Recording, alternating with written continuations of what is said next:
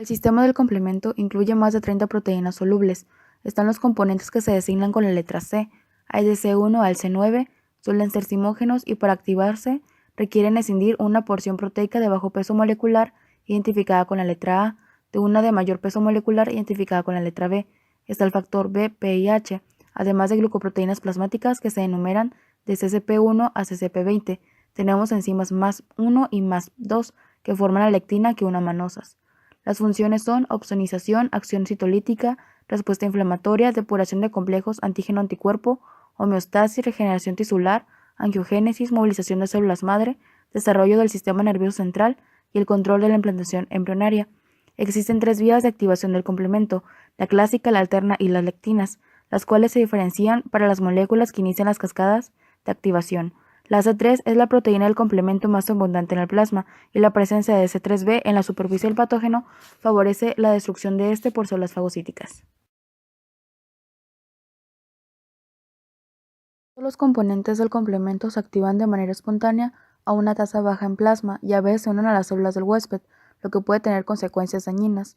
Las proteínas reguladoras de la activación del complemento pueden interferir con la inactivación de los componentes del complemento activados con anticipación.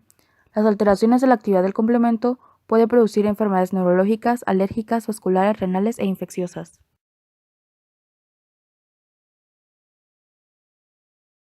Vía de las lectinas. Esta vía es independiente de anticuerpos y se activa casi de inmediato favoreciendo principalmente la opsonofagocitosis.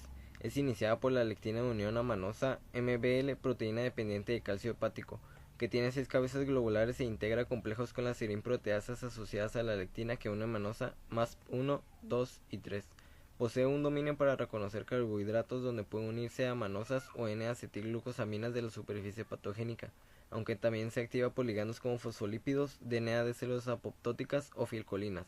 Al unirse activa C1R y C1S, a su vez las serin-proteasas más 1 y más 2 se activan para romper el componente 4 y el componente 2 y crear la convertasa de C3, C4b, C2b, donde converge con la vía clásica. Luego se une a la subunidad C3b por ruptura de C3 para crear la convertasa de C5, C4b, C2b, C3b. Finalmente rompe el componente 5 uniéndose al fragmento C5b y ensamblar los componentes C6, C7, C8 y C9 para integrar el complejo de ataque a la membrana y crear un poro en la membrana del patógeno que posee una cara externa hidrofóbica asociada a la bicapa lipídica y un canal interno hidrofílico que permite el paso libre de solutos como lisosimas y agua, lo que culmina con la destrucción de la célula eucariota o del patógeno.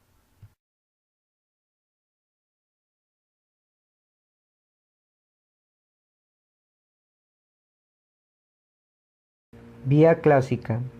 Esta vía inicia cuando el activador, que es la unión antígeno-anticuerpo, es reconocida por el iniciador C1Q. Una vez unidos C1Q, C1S y C1R también se unen y adquieren actividad sobre C4. C4 sufre una excisión que resulta en la liberación de C4A, que es una anafilotoxina, y C4B, que se une a la membrana. Esto ejerce acción sobre C2, el cual se divide librando C2B como anafilotoxina y C2A que se une a C4B, formando la convertasa C3. Esta convertasa activa a C3 al liberar la anafilotoxina C3A y a C3B que se une al complejo anterior, formando ahora la convertasa C5.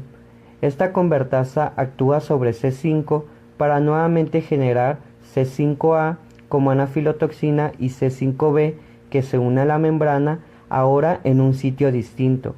Esta molécula permite la unión de C6, C7, C8 y C9.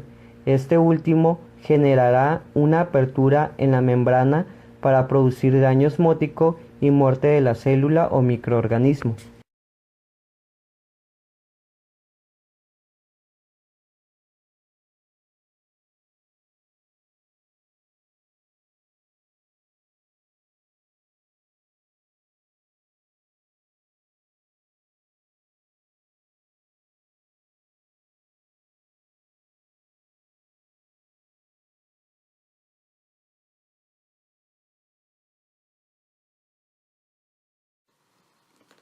La vía alternativa puede activarse mediante diferentes mecanismos.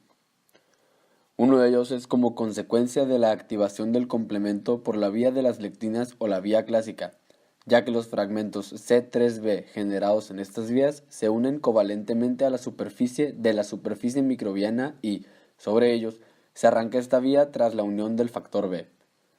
El segundo mecanismo se basa en el fenómeno de hidrólisis espontánea del factor C3, por contacto de roce tanto con algunas bacterias como con superficies artificiales, lo que puede suceder en una circulación extracorpórea.